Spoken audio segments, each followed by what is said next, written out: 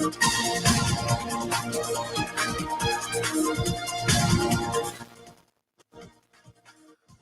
Royal Communications Incorporated, good afternoon and welcome to King's Newsroom, a 45 minutes news presentation about Liberia, Africans, and the rest of the world. Today is Tuesday, June 24, 2025, and I'm Newton Togba presenting.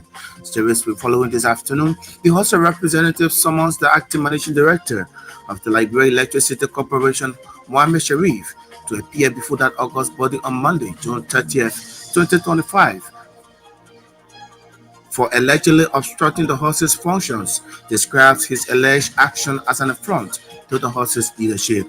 Civil law court orders the release of Ad Hussein Fadiga on bail following his recent arrest and brief detention at the Monrovia Central Prison in connection with the enforcement of a 1.6 million defamation judgment awarded to former Liberia Drug Enforcement Agency Director Ibrahim Kruman. Away from Liberia, 3 police officers in Kenya have been charged with murder of a 31-year-old blogger who died in police custody earlier this month. These, plus many more are foreign developments, international, and the news bulletin are all packaged. We'll take a very short break. To be right back.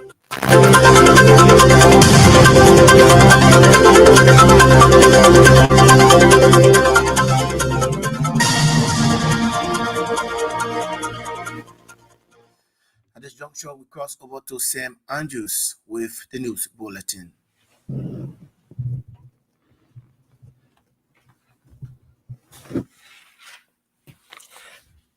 The House of Representatives has summoned the acting managing director of Liberia Electricity Corporation, Mohammed Sharif, to appear before it on Monday, June 30th, for obstructing the House's function. The decision, according to a statement from the House's leadership, follows the acting managing director's failure to honor an earlier invitation extended by the House of Representatives. The statement added that despite some deputies from LEC were present, they were discharged due to the absence of formal communication from the acting managing director. Meanwhile, the motion to summon the Liberia Electricity Corporation boss, according to the statement, was proffered by representative for the family and upheld by the House's leadership. In a related development, River G County Representative Isaac War has written the plenary of the House of Representatives to call on LEC management to address the ongoing electricity outage in the county. Representative War said residents of the county are enduring hardship due to the blackout, including a negative impact on essential services such as healthcare, education, and commerce. In response to his communication, the House's leadership vowed to pursue a swift resolution to ensure electricity is restored to River G County without delays. The Civil Law Court has ordered the release of Al Hussein Fadiga on bail following his recent arrest and brief detention at the Monrovia Central Prison. Al Hussein Fadiga, one of the Fadiga brothers, was taken into custody in connection with the enforcement of a 1.6 million Liberia judgment awarded to former Liberia Drug Enforcement Agency Director Ibrahim Kruman. The court had earlier found the Fadiga brothers liable in a civil suit and has since been seeking compliance with the ruling.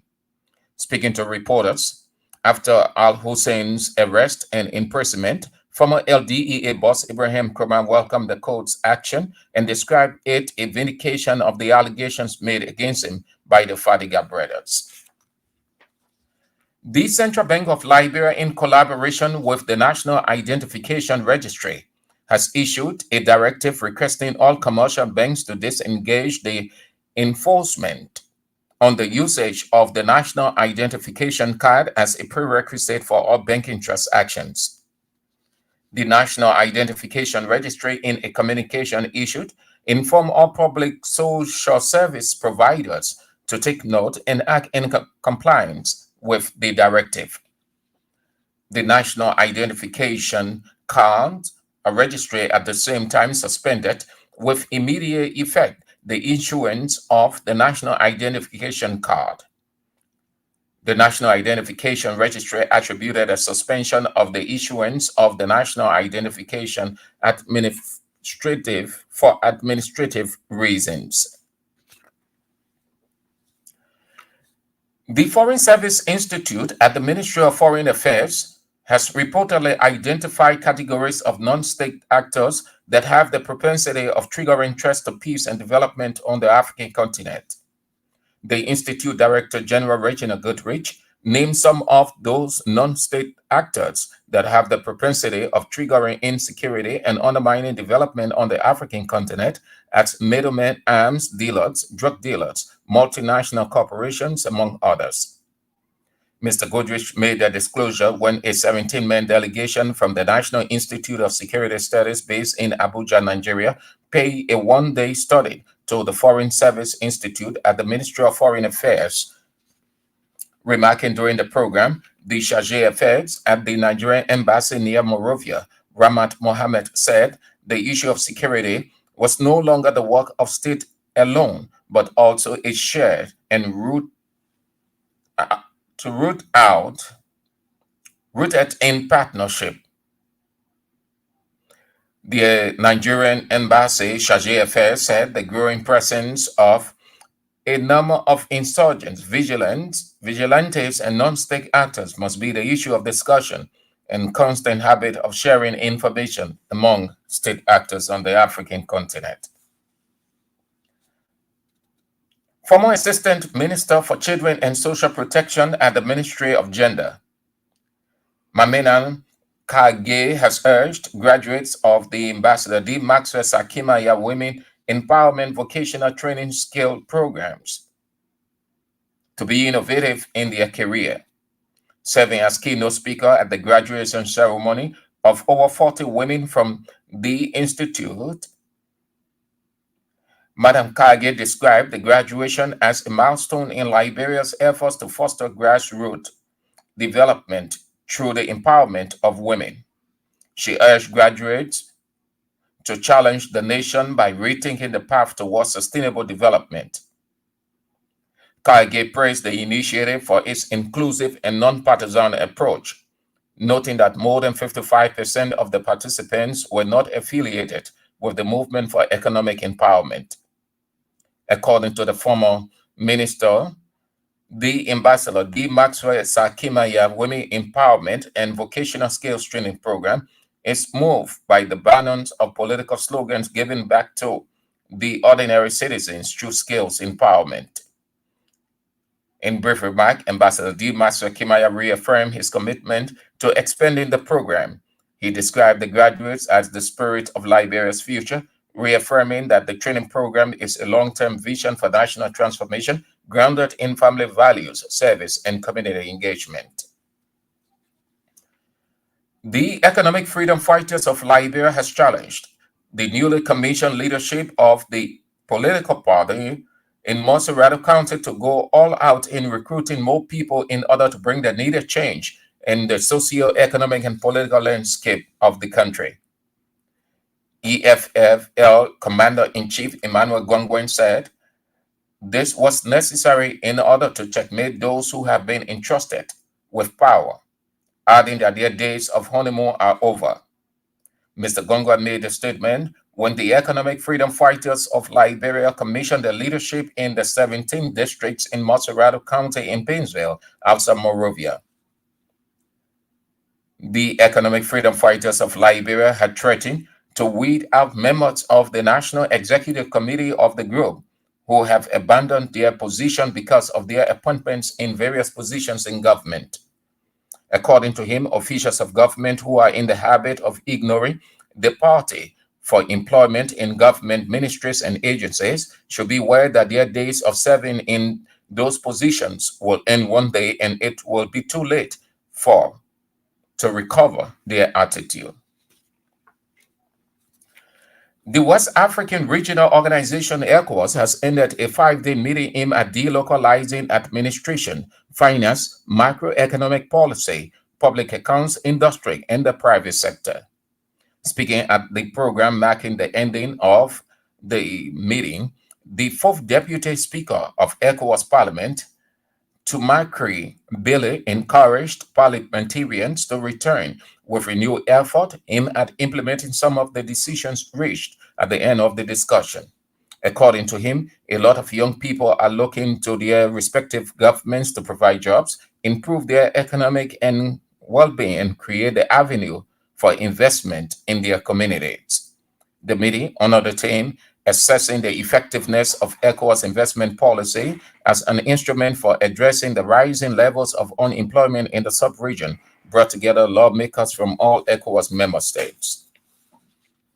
The first batch of 263 pilgrims have returned to the country after a month-long pilgrimage to Mecca, Saudi Arabia during the weekend. The Assistant Secretary General of the National Muslim Council of Liberia, Momolu Vani, disclosed that the second batch is expected in the country on June 30th. About 552 pilgrims went to the Hajj, but one woman reportedly died while in Mecca, Saudi Arabia, due to medical complications. The National Muslim Council of Liberia is commending President Boakai for the assistance given Muslims to travel to Mecca. And the National Food Assistance Agency, with funding from the National Social Security and Welfare Corporation, has donated several food items to the Atinto Public School in Moserado County as part of the government's efforts in revitalizing the agency's pre-war statutory mandate to sustain full school feeding programs across the country. Speaking during the presentation, the Deputy Director General for Operations at the National Food Assistance Agency, Elton Dixon, said the gesture is part of the President's arrest agenda for the welfare of the food insecure segments of the Liberian population. According to Mr. Dixon, the food donation is in response to an assessment the National Food Assistance Agency conducted a few months ago, revealing the need to support partners in carrying out school feeding for positive learning outcomes. Receiving the food items, the principal of the school, Jerome Peterson, thanked the National Food Assistance Agency for the donation and assured the agency of his commitment to ensuring that each school going child receives ration of the food commodities.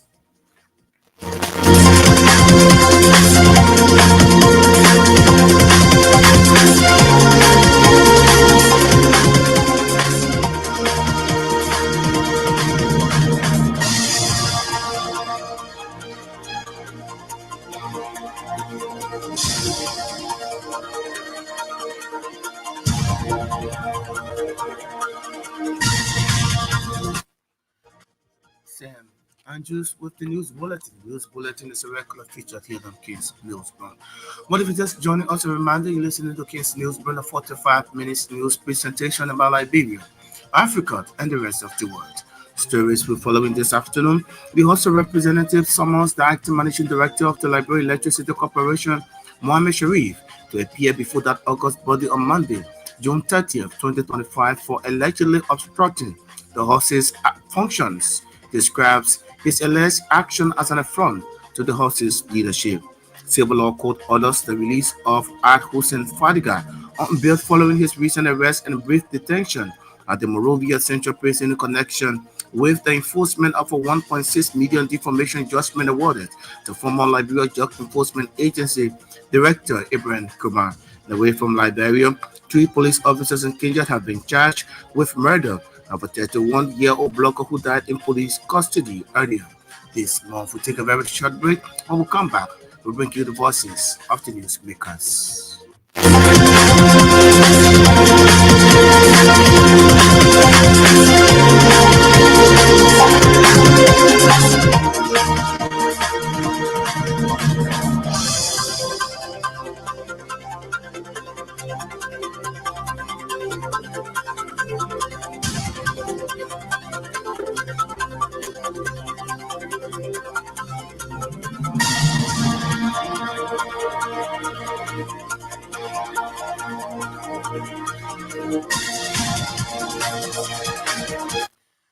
Thanks for rejoining us and welcome back. On this one now, the Civil Law Court has ordered the release of Ad Hussein Fadiga on bail following his recent arrest and brief detention at the Morovia Central Prison. Hussein Fatika, one of the Fatika brothers, was taken into custody in connection with the enforcement of a 1.6 million libel judgment awarded to former Liberia Drug Enforcement Agency Director Ibrahim Kurman. The court had earlier found the Fatika brothers liable in a civil suit and has since been seeking compliance with the ruling. Speaking to reporters after at Hussein's arrest and imprisonment, former LDA boss Ibrahim Kurman welcomed the court's action and described it a vindication of the allegations made against him by the Fatika brothers. Wheel of justice is very, very slow. But I'm once more a believer of justice in our country. All right. Father, this kid, this guy walked here. This guy should have walked in here with this guy. I don't know why you're allowed the guy. He should have walked in here in handcuffs. This is very crazy. How look at the law. Sometimes labor is the issue that we as a people will not allow other people to do to other people. I don't know who would have given this guy consultancy under the given situation, knowing what he is. But yeah, you got consultancy because you got this hard situation. So you got it. So if someone trying to find him, you couldn't find him. Somebody told us he had a consultancy from the government at the Ministry of Finance. So he went there. The sheriff went there and they saw him there. He wouldn't come. He left his office he had. He went to the deputy minister's office. He stuck there. So they're using the deputy minister as a shield until the court demanded that he be let go. That had to push him outside, and then he was arrested or something. What's the justice? I mean, they have been found liable. So the justice, when you find that justice set aside remedy, has to be indemnified. So until this money can be paid in full. Every 1 cent, every percent of it will have to come. As we say in America, every couple will have to be paid. His former Liberia Drug Enforcement Agency Director Ibrahim Kurman speaking. The Foreign Service Institute located at the Ministry of Foreign Affairs in Morovia has reportedly identified categories of non-state actors that have the propensity of triggering threats to peace and development on the African continent. The Institute's Director General Regina Goodrich named some of these non-state actors that have the propensity of triggering insecurity and undermining development on the African continent as middlemen arms dealers, drug dealers, multinational corporations, among many others.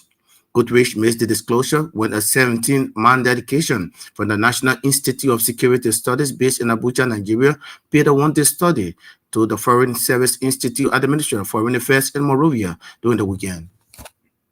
Our team at the Foreign Service Institute have identified categories of non-state actors for the purpose of this study tour that will hopefully trigger our contemplations on how to mitigate the potential for threats to the prospects of peace and development in Africa.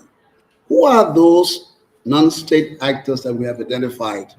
Middlemen, arms dealers, drug dealers, the media, whether liberal or conservative, civil society groups, NGOs, multinational corporations, rebel groups, armed insurgents, academia.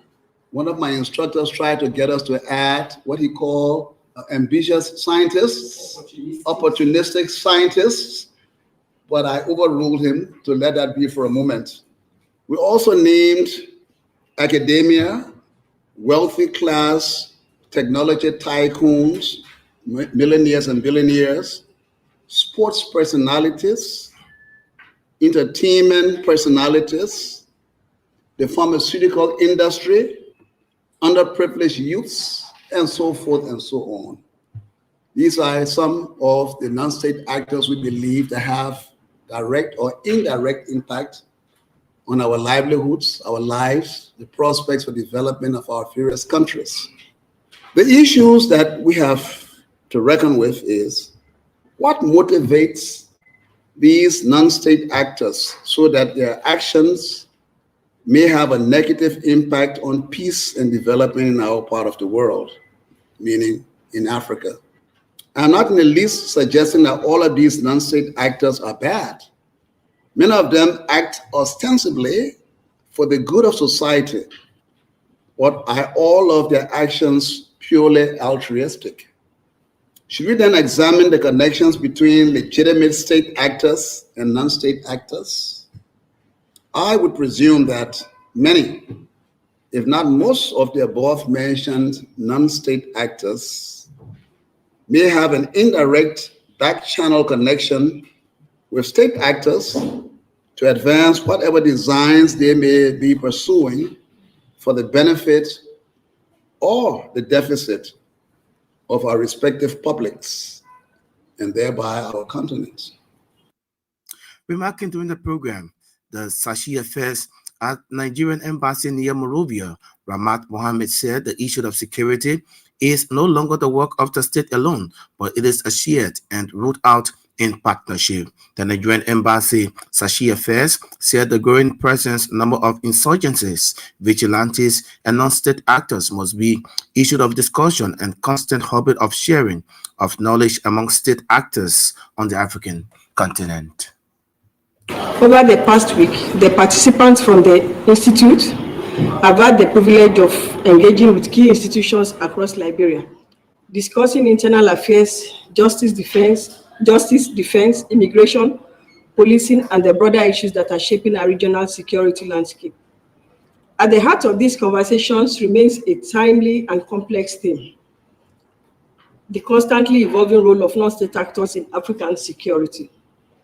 Throughout this journey, the participants have seen how, in the face of limited state capacity, communities often turn to civil society groups, vigilantes, or humanitarian actors, sometimes for protection, sometimes for survival. The appearance of these actors brings both potential and risk, and their growing presence challenges us to think critically about legitimacy, accountability, and coordination. What stands out is that security today is no longer the work of the state alone. It is shared, layered, and rooted in partnership. The future of African peace and development is dependent not only on strong institutions, but on our ability to build trust across all levels of society. To the participants, I thank you for your curiosity, your insight, and your openness. To our Liberian partners and hosts, thank you for your generosity and spirit of collaboration. This chapter, which concludes today, is a testimony to cordial relations between Nigeria and Liberia.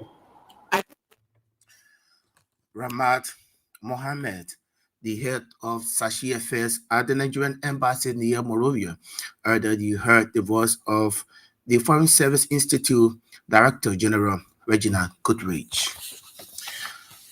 Former Assistant Minister for Children and Social Protection at the Ministry of Gender, Maminan Garland Karge, has urged graduates of the Ambassador D. Masworth Kimian Women Empowerment Vocational Skills Training Program to be innovative in their career. Serving as keynote speaker at the graduation ceremony of over 40 women from the Ambassador D. Masworth Kimian Women Empowerment Vocational Skills Training Program over the weekend, Baden Karge described the graduation as a milestone in Liberia's efforts to foster grassroots economic development through the empowerment of women.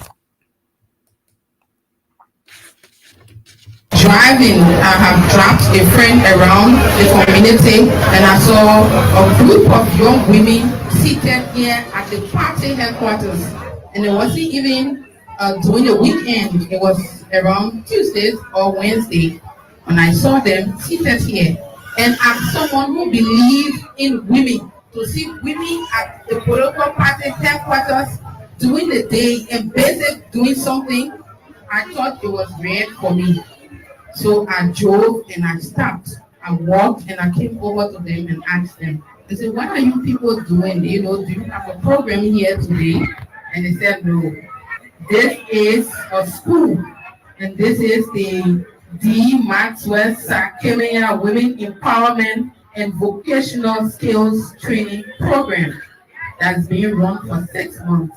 I'm like, really? So how many classes do you run? They say, well, we have cosmetology and tailoring for now, and we are hoping in the not too distant future, we will be able to extend. For me, that was amazing, and that was a moment for me. especially in Nigeria, in our political system, where the only thing you find from political leaders is exploitation of its partisans, where we shut the muya muya, and at the end of the day, they come back to us soliciting votes, requesting for our voices, requesting for our loyalty, requesting for our protection, and in return, giving us nothing. For a political leader, an opposition of his own, and decide to put together a skill training program that gives back to the masses, that gives back to the partisan dwellers. And around 30% were seditions. And I am not member of the party to say yes. So this is a true meaning of impactful leadership.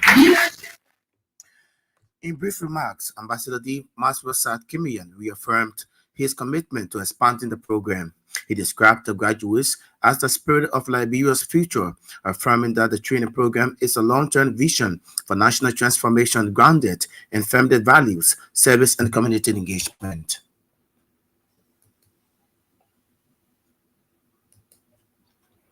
Very nice to be here, and we thought to bring them along. I see our community cheerleaders there. Even in our community where we live, close to 27 years now, whenever we having activity that has to do with sharing, we usually bring our children to be a part. The spirit and sense of sharing, of giving, because our name Kemaya, K in Gisi means give, Ma in Gisi means like, Ya in Gisi means me. So Kemaya, give like me. Share. So that's the meaning. It doesn't matter where you are, it can even be little. Giving, the amount or the quantity you have does not determine the spirit of giving. You can even have the whole world. If you're not, of the spirit of giving, you won't give. But we are very much pleased to be a part of this history-making ceremony of the Alpha class, the inaugural class of the Ambassador D. Maxwell Sakemaya Senior Women Empowerment and Vocational Skills Training Program.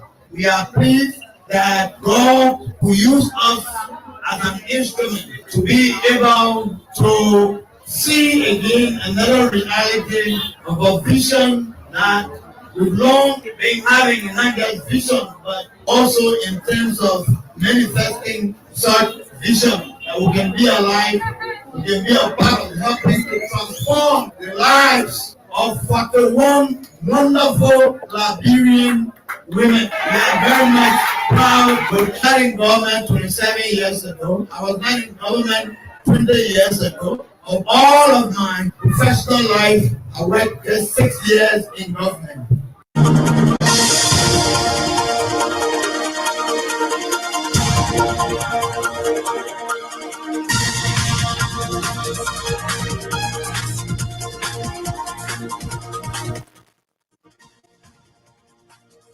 He's Ambassador D. Masrosa Kimian. We are speaking earlier. You heard the voice of former Assistant Minister for Children and Social Protection at the Ministry of Gender, Amina Galot Kadye, who spoke earlier. One of you just joined us with the time half past the hour. A reminder you're listening to King's News beyond the 45 minutes news presentation about Liberia, Africa, and the rest of the world. Today is Tuesday, June 24, 2025. Stories will follow in this afternoon. The House of Representatives summons the acting managing director of the Liberia Electricity Corporation, Mohammed Sharif, to appear before that August body on Monday, June 30th, 2025, for allegedly obstructing the House's functions. Describes his alleged action as an affront to the House's leadership.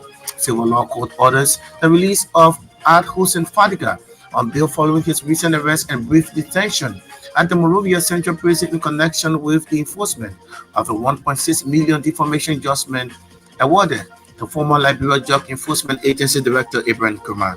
Away from Liberia, 3 police officers in Kenya have been charged with murder of a 31-year-old blogger who died in police custody earlier this month. We'll take another break and we'll come back with breaking more forces.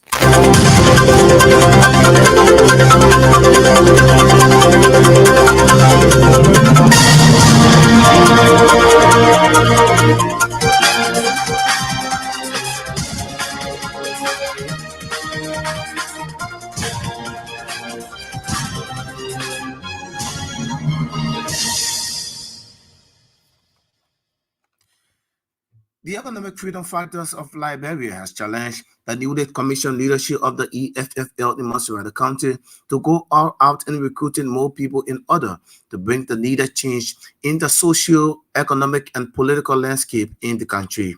EFFL's Commander-in-Chief Emmanuel Gonquet said this is necessary in order to checkmate those who have been entrusted with power, adding that their days of honeymoon are over. Concord made the statements when the Economic Freedom Fighters of Liberia commissioned the leadership in the 17 districts of Montserrat County in Painesville outside Monrovia during the weekend. As you go into the communities, do not allow your friends pass by you without recruiting them into the party. As you go into the communities, do not allow your mother and your sister to pass you without recruiting them into the party. If we are to make Liberia better, we must mobilize the entire country into the party. I said this to you that much. Since the elections ended, we've been quiet because we do not want people to say we are playing politics with the future of the country. That every government come to power, we demonstrate and organize protest. We've been giving the rescue mission a chance. We've been giving them a chance. Not that we are stupid or we are coward. We've been giving them a chance to reflect that we come from the journey and we come from a distance where this country's future was plundered by the CDC. And we need an administration to take the country. That means you are ready to roll your sleeve to fight for the economic freedom of the country. When people were seated at their homes and CDC was moving from Balabas places to Balabas, nobody from the Unity Party could wake up.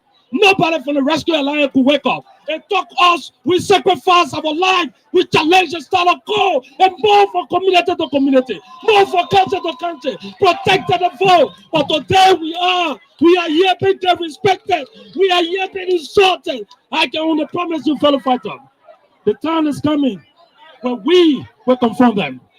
We are never afraid of the police. We are never afraid of the army. We are never afraid of anybody. The day we ready, we will put it down by our strength. Meanwhile, the EFFL held threatened to weed out members of the National Executive Committee of the group who have abandoned their positions because of their appointments in various positions in government. According to him, officials of government who are in the habits of enrolling the EFFL for employment in government ministries and agencies should be aware their days of serving in these positions will end one day, and it will be too late to recover their attitudes. Our desire to work with them should not be misconstrued as our weakness, should not be misconstrued as being compromised political organization. We decided to work with them because we demanded that they would stand on the side of the people. We decided to work with them because we thought that they would defend us. But today, our party officials cannot get job. When you call ministers in government, they don't pick up your phone. When you talk to managing director, they don't respect you. We are watching them. The time is coming. Even the Red Sea will not stop us. I can promise you, the fight has just begun.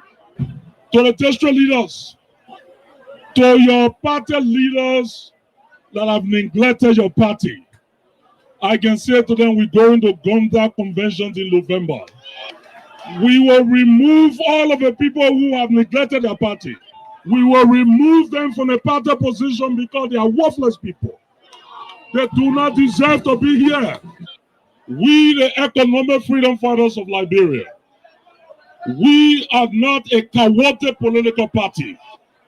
We are a party of gladiators and soldiers. We are a party that stands for change and must always be on the side of the people. He's the political leader of the Economic Freedom Fighters of Liberia, Emmanuel Gonquet. The West African Regional Organization ECOWAS has ended a 5-day meeting aimed at localizing administration, finance, macroeconomic policy, public accounts and industry, and the private sector. Speaking at the program marking the ending of the meeting, the fourth Deputy Speaker of ECOWAS Parliament, Tom Carey Billy, encouraged parliamentarians to return with renewed efforts aimed at implementing some of the decisions reached at the end of the discussions. According to him, a lot of young people are looking to their respective government to provide jobs, improve their economy, and create the avenue for investment in their respective communities. As we come to the close of this important meeting, I wish to extend my deepest appreciation to each of you for your active participation, thoughtful insights, and unwavering commitment on the vision of a prosperous and economically integrated ECOWAS region. Over the past 5 days, we have examined strategic dimensions of the ECOWAS investment policy and its critical role in addressing one of our region's most pressing challenges, job creation. We have exchanged ideas, identified opportunities, and debated necessary policy reforms that will make our region more attractive for both domestic and foreign investment. It is evident that for ECOWAS to meet aspirations of our people, particularly our growing youth population, we must create an enabling environment that fosters innovation, supports small and medium enterprises, and promotes sustainable industrialization. This will not be possible without sound investment frameworks, political will, and continued regional cooperation. As we return to our respective duties, let us carry forward the momentum of this dialogue into action. Let us ensure that the outcomes of our discussions today are translated into concrete legislative support, policy harmonization, and institutional contribution across member states. Let us remain steadfast in our shared commitment to the building a region where opportunity and prosperity and peace are not just ideals, but realities for all. He's Tom Carey Billy, the fourth Deputy Speaker of the ECOWAS Parliament is speaking. The first batch of 263 pilgrims has returned to the country after a month-long pilgrimage to Mecca, Saudi Arabia during the weekend. The Assistant Secretary General of the National Muslim Council of Liberia, Momolu Dwani, disclosed that the second batch is expected in the country to return on June 30th, 2025. About 552 programs went to the Hajj, but one woman reportedly died while in Mecca, Saudi Arabia, due to medical complications. The leadership of the National Muslim Council, the leadership of the Hajj Agency, the entire Muslim Ummah of Liberia working together, that's the result you get. When people are working together, you find positive results. You realize that at the end, people can be happy. So we want to say a big thank you to everybody, every Muslim in Liberia. One way or the other, you have contributed to this process. So we want to say a big thank you to you. We also received the number of pilgrims last evening, about 263. We received them. As we speak right now, almost the distribution of luggages is about to be concluded. We are also started giving the passports to the Hajj agency. Some Hajj agencies have already signed for the passport for their pilgrim, so they're going to make sure they deliver it to them. The next batch of pilgrims will be here on the 30th of this month. The 30th of this month, they will be here. So we will give you update as time goes by.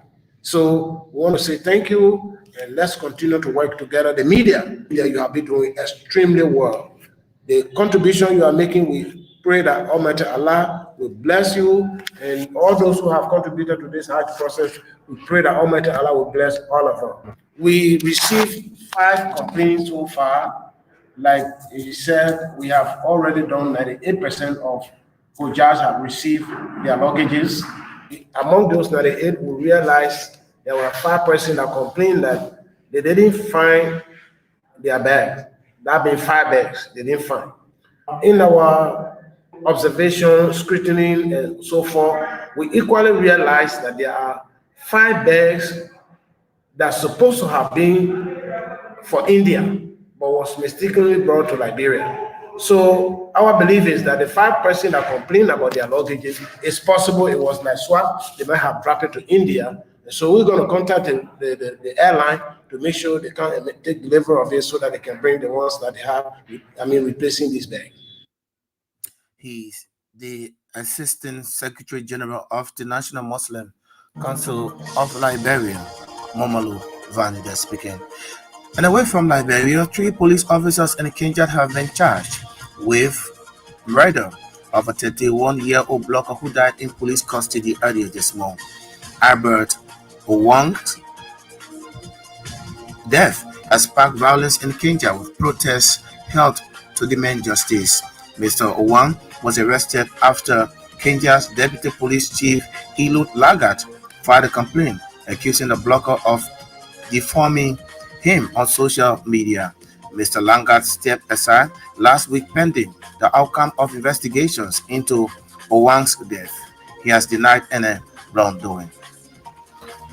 Well, folks, on that notice, I would like to go home this afternoon on this edition of King's News, Broom, a 45 minutes news presentation about Liberia, Africa, and the rest of the world. But just before we go home this afternoon, let's remind you of stories we've been following. House of Representatives summons the acting managing director of the Liberia Electricity Corporation, Mohammed Sharif, to appear before that August body on Monday, June 30th, 2025, for allegedly obstructing the House's functions, describes his alleged action as an affront to the House's leadership. Civil law court orders the release of Al-Hussein Fadiga on bail following his recent arrest and brief detention at the Monrovia Central Prison in connection with the enforcement of a 1.6 million defamation judgment awarded to former Liberia Drug Enforcement Agency Director Ibrahim Krumah. And away from Liberia, 3 police officers in Kenya have been charged with murder of a 31-year-old blogger who died in police custody earlier this month. These are stories to follow here this afternoon, King's Newsroom. Sam Andrews brought us the news bulletin. I would like to say many thanks to all of our reporters, correspondents, news editor who helped in making this package. Our sources better still join us this evening at 6 o'clock, at which time we'll be offering a splendid edition of the program. My name is Newton Tokwa. I presented this edition of the program, News Broom. Thanks for listening and watching. Bye-bye.